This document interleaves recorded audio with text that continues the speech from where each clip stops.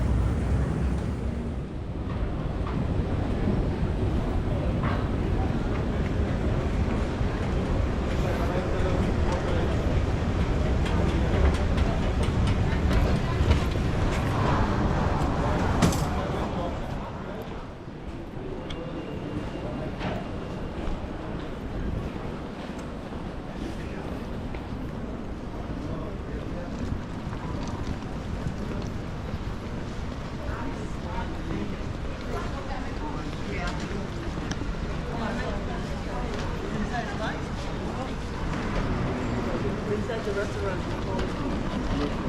Well, before it's all over.